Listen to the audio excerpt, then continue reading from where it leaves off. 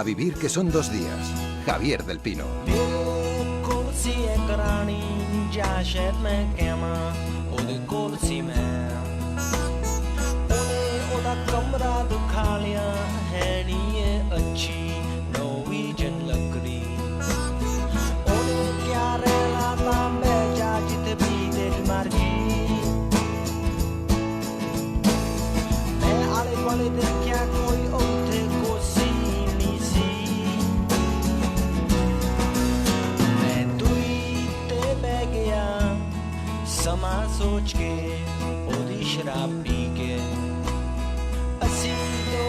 Ramón Lobo, buenos días. Muy buenos días, ¿qué tal? Hacemos, o haz tú, que entiendes de esto, que yo no entiendo mucho, haz apuestas, ¿no? Alemania, Argentina, Merkel contra el Papa. ¿Eres más de disciplina económica o disciplina religiosa? Si pienso en el fútbol mostrado hasta ahora, diría que Alemania. Si pienso en los recortes en Angela Merkel, Argentina de cabeza. Esto es un poco como bienvenido a los años 80, por ahí, ¿no? Cuando Argentina y Alemania ya eran algo en el fútbol. Siempre son algo en el fútbol. Luego, de repente, hay países como el nuestro que asoma la cabeza, pero luego desaparece. Bueno, hay que tener paciencia. Creo que nosotros hemos tenido un accidente, pero sigue viniendo una generación de futbolistas muy bueno detrás.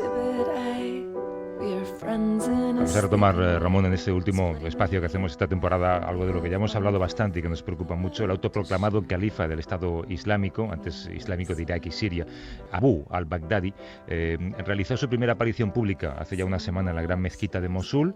Al-Baghdadi, rebautizado como el califa Ibrahim, eligió esa ciudad por encontrarse bajo el control de los yihadistas y en su sermón ha instado a los musulmanes a sumarse al califato. También elogió la victoria yihadista que ha permitido restablecer siglos después ese califato. Decía él literalmente, es un deber de los musulmanes que llevaba siglos perdido. Sí, la primera aparición pública, no ha estado muy bien, porque sí es cierto que se limpió los dientes con una rama pequeña, como solía hacer Mahoma, lo cual es una conexión con el profeta. Además lleva el pañuelo negro, que es la conexión de ser un descendiente del profeta, pero también llevaba un reloj que el diario Telegraph, ha visto que era un Rolex, aumentando mucho, que es un Rolex que puede costar unos 2.770 euros, también puede ser falso, lo cual sería todavía peor. Y este hombre dijo en su sermón algo así como: no soy el mejor entre vosotros, si veis que estoy equivocado, aconsejadme y devolverme al camino correcto. Pero añadió también: obedecedme mientras yo obedezca a Alá. Fíjate lo que hablamos de la situación de Irak hace unos años, cuando empezó la guerra que lanzó George Bush, y lo poco que nos ocupamos de una ciudad que, al fin y al cabo, todavía leíamos una crónica hace unos días de Óscar Gutiérrez, el enviado especial del país, una ciudad como Bagdad, que está literalmente sitiada, con puestos de control para prevenir un posible ataque, una posible toma, ¿no? Y el mundo mira hacia otro lado, ¿verdad? Sí, en Bagdad ahí viven chiitas y suníes, que hay una guerra de ellos desde la sucesión del profeta. Hay una guerra por los suníes son los mayoritarios, el 80%, los suníes los chiíes son minoritarios, siempre han estado perseguidos. Ha habido ya una guerra entre ellos dos en Irak, donde hubo muchos muertos cuando estaban los americanos, y ahora tenemos otra segunda guerra. Y es una ciudad, como decía Óscar, en la que todo el mundo está armado, así que si esa guerra llega, o esa toma de Bagdad llega, no quiero ni pensar lo que va a pasar. Pero bueno, tú no querías hablar de conflicto militar, querías hablar de una de las consecuencias de ese conflicto, ¿no? Al margen de la brillante aparición que contábamos antes de este hombre con el Rolex, querías hablar de la destrucción del patrimonio cultural en Siria y en Irak. Sí, recordamos que cuando la invasión americana, los primeros días después de la caída del régimen, se produjeron saqueos y hubo mucho material arqueológico que desapareció. En Siria ha pasado lo mismo, y después al-Baghdadi también, en las zonas que ellos controlan, amenazan con destruir no solo las mezquitas chiíes, sino también todo rastro bíblico. Hablamos de un expolio cultural que en Irak empezó en 2003, aunque se escondieron muchos objetos con miles de años de antigüedad dentro de refugios antiaéreos en el Banco Central antes de la ocupación. Centenares fueron robados, destrozados durante el conflicto. Recordemos, por ejemplo, el saqueo de más de 15.000 objetos del Museo Nacional de Bagdad.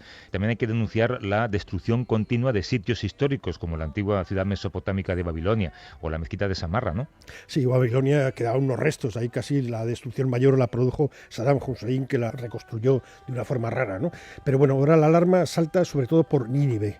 Nínive, no sé si yo recuerdo bien en historia, igual me suspenderían en Japón, pero a mí me suena a los asirios. Es una de las ciudades más importantes de Irak, y ahora parece ser que con la presencia del ISIS ahí hay peligro de que los sitios históricos puedan ser destruidos. Literalmente sean barridos. Vamos a charlar con Isber Sabrine, que es arqueólogo y fundador de Heritage for Peace, Herencia para la Paz, que es una organización no gubernamental con sede en Girona, que trabaja para proteger colecciones, monumentos, sitios arqueológicos durante conflictos armados. Isber, ¿cómo estás? Buenos días. Hola, buenos días.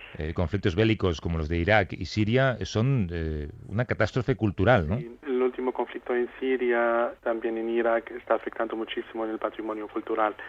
Y bueno, el conflicto en Siria casi hace 4 años afectó muchísimo en todos los monumentos históricos y los sitios más importantes, digamos, del patrimonio sirio también. Nuestro objetivo es intentar trabajar a proteger el patrimonio durante los conflictos armados. En Siria, digamos, hemos podido no hace mucho tiempo organizar una reunión entre el gobierno sirio y la oposición para compensar a ellos a proteger el patrimonio sirio, y eso ha sido en España en abril este año. Hay que explicar eso a los políticos y a los soldados que no entienden nada de eso. Una pregunta, decías que hablabas esto de destruir la memoria, destruir la identidad, que es la razón, ¿no?, por la que se hace estas cosas. ¿Cuáles son los monumentos que han sido destruidos en Siria o en Irak que nosotros conozcamos? El conflicto afectó en los 6 sitios que son patrimonio de la humanidad, que son, digamos, el Crac de los Caballeros, es un castillo muy importante que está en el centro de Siria, el sitio romano de Palmira, de Bosra, también Bosra es una ciudad romana que tiene un teatro romano muy importante, en las ciudades muertas en el norte de Siria, y sobre todo el saqueo en el Éufrates, por ejemplo, en las zonas donde ISIS está controlando. Hay bandas que están muy activos para utilizar, digamos, el dinero de los objetos arqueológicos para comprar armas. Isber, en los conflictos bélicos a veces la destrucción de la cultura es un arma como otra cualquiera, ¿no? Durante ese conflicto, ¿se puede trabajar para intentar evitar que estas cosas pasen, o solo se puede uno cruzar de brazos y esperar que nadie haga semejante barbaridad? Digamos, esto es lo que estamos haciendo nosotros. Digamos, no podemos esperar hasta cuando la guerra se acaba. Por ejemplo, como te he dicho, hemos podido compensar a los 2 bandos del conflicto que hay que proteger el patrimonio. Por ejemplo, en Alepo, nosotros hemos hecho lista de monumentos y hemos enviado a los 2 bandos. Por ejemplo, en el caso de Yugoslavia, Milosevic, hubo uno de los, digamos, razones que fue a La Haya, era la destrucción de la Biblioteca Nacional de Sarajevo. Otra cosa, trabajamos mucho con la sociedad civil, con el imam del pueblo o con la gente, digamos, que tiene un cargo social. Por ejemplo, hay grupos de la sociedad local que va a controlar, digamos, los monumentos y también enviar informaciones a nosotros sobre lo que ha pasado. Hacemos listas de destrucción. Cada mes hacemos 2 listas que a documentar la destrucción.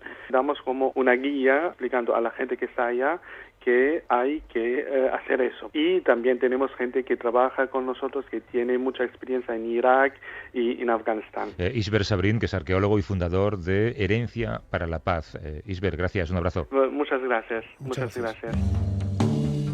Leo una frase textual: los mafiosos no están en comunión con Dios, están excomulgados porque son la adoración del mal. Son palabras que hace unos días, el 21 de junio, pronunció el Papa Francisco y se las dirigió a la mafia calabresa en una misa ante más de 100.000 personas en Sibari, en Calabria.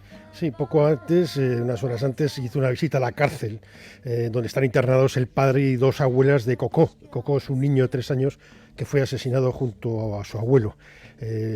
Fueron quemados vivos, calcinados, que es una de las señas de identidad de la Tangueta, que es la mafia calabresa, que es una de las más importantes.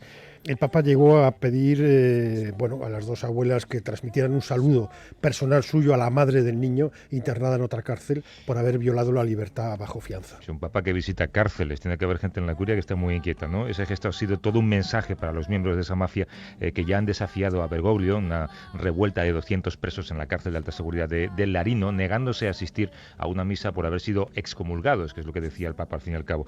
Otro gesto ha sido una procesión popular en la ciudad calabresa de Sibina, que se detuvo para inclinar la imagen de la Virgen frente a la casa de un capo mafioso, en una respuesta, bueno, pues que era como un desafío, ¿no? Sí, la 'Ndrangheta es la mafia más importante y más peligrosa que hay ahora mismo en Italia, mucho más que la camorra o la de Sicilia. Camorra, que hace poco, esta semana, han detenido 31 personas relacionadas con esta mafia napolitana.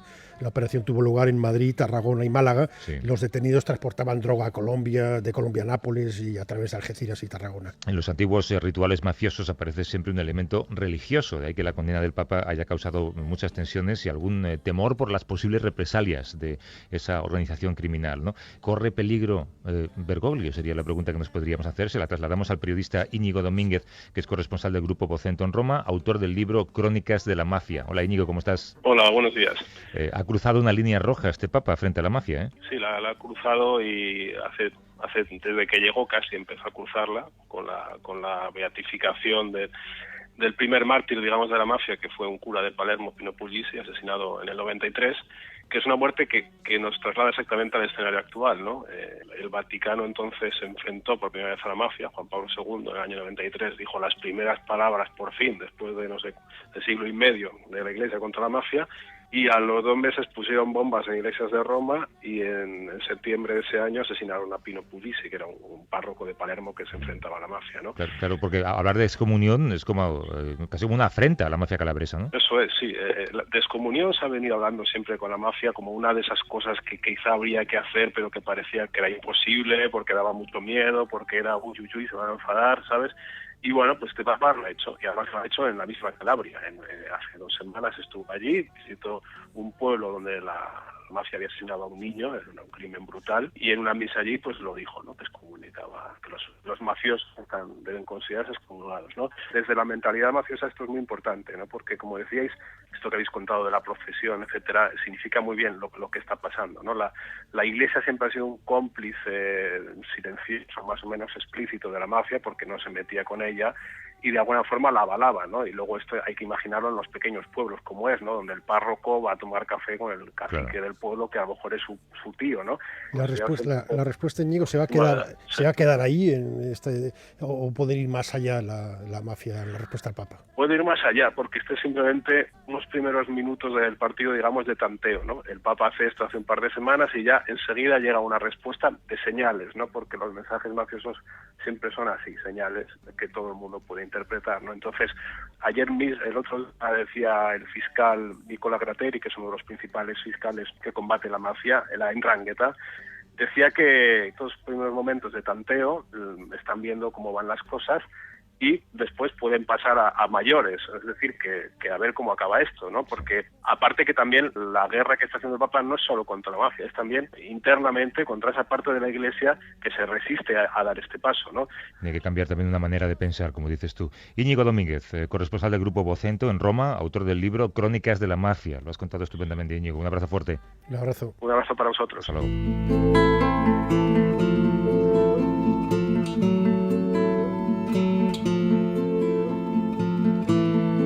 Haciendo méritos el último programa. Claro, porque... Sabes mi historia con el rock sinfónico y vas y me pones a Claro, Pink Floyd, ayer te escuché hablando con Panadero, que estabas reflexionando sobre la continuidad de algunos espacios y claro, Sí. yo me he dado por aludido.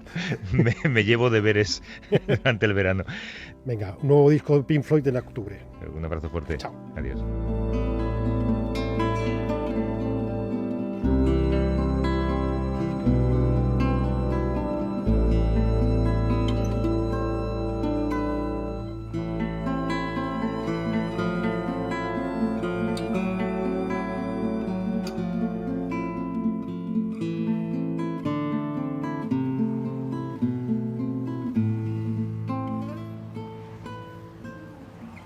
A vivir que son 2 días. Javier del Pino.